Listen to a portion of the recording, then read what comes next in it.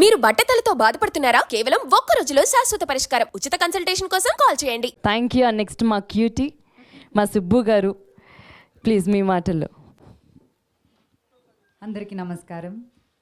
జనరల్గా నేను ఏ స్టేజ్ ఎక్కినా సరే, ఏ సిచ్యువేషన్లో అయినా సరే ముందుగా ఆడియన్స్కి, మీడియా వాళ్ళందరికీ థ్యాంక్స్ చెప్తాను.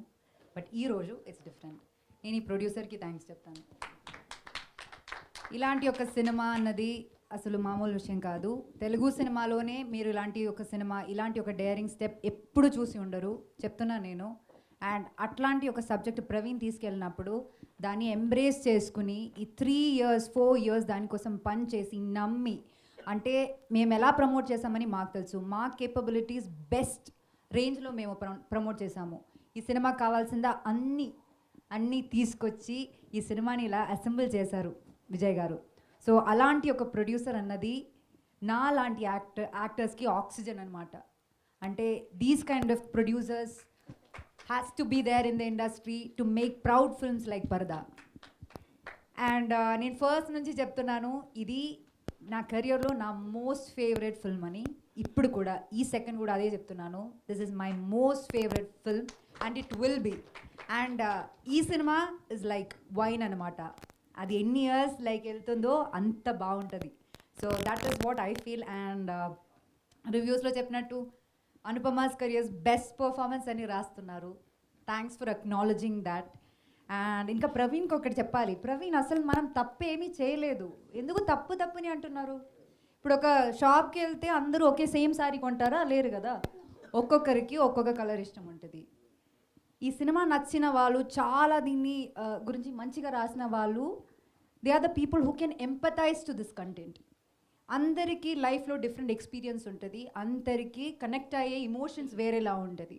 కొంతమందికి కమర్షియల్ సినిమా అంటే వెళ్ళి ఎంజాయ్ చేయడం తప్ప వేరే ఏమి వాళ్ళకి ఉండదు ఐడియా. తప్పు చెప్పలేము, బికాజ్ వాళ్ళు సంపాదిస్తున్నారు, ఆ చిన్న డబ్బులతో what ever they can afford, ఆ ఎంటర్టైన్మెంట్ కావాలి. కొంతమంది సినిమా వాల్యూ చూసి దాన్ని ఎంకరేజ్ చేస్తారు.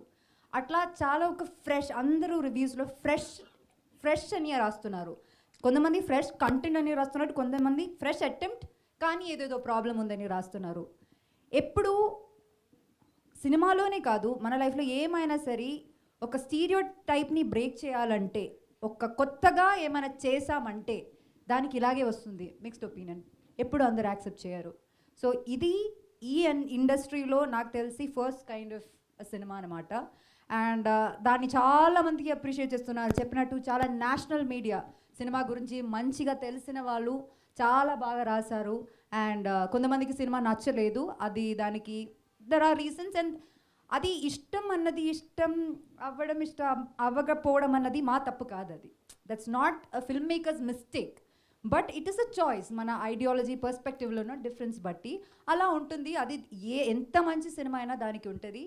And we take it, we understand అది ఎక్కడి నుంచి వస్తుంది, వాళ్ళ డిసగ్రిమెంట్స్కి రీజన్స్ ఉంటాయి, వీ అండర్స్టాండ్ ఇట్. బట్ ఆయన చెప్పినట్టు కొన్ని ప్లేసెస్లో సినిమా రివ్యూ రాయడం ఒకటి, మీరు ఎక్స్ప్లెయిన్ చేసే సినిమా ఆ ప్లాట్ రాసి దాని గురించి అన్నీ ఎక్స్ప్లెయిన్ చేయడం వేరు. ఒక్క లైన్లో చాలా తప్పుగా సినిమా గురించి ఆ కాన్సెప్ట్ని కిల్ చేసేటట్టు రాయడం వేరు.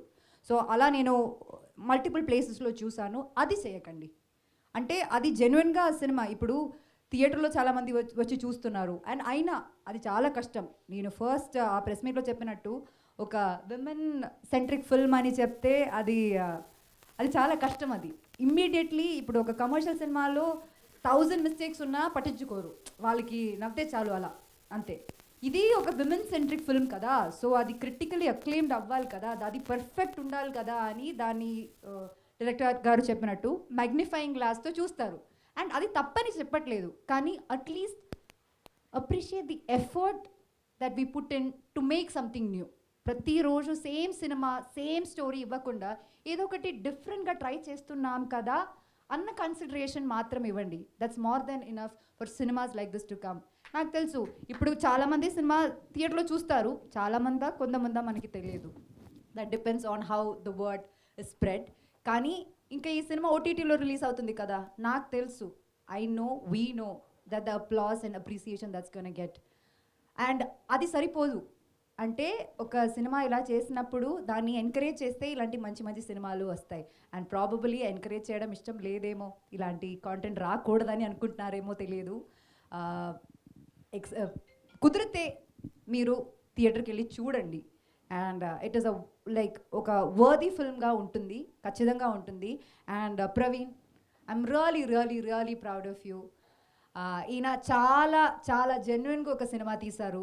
అండ్ చెప్పినట్టు మనం ఏం తప్పు చేయలేదు, మనం ఒక పర్స్పెక్టివ్ ఆఫ్ సినిమా చూపించాము. అది కొంతమందికి నచ్చుతుంది, కొంతమందికి నచ్చదు.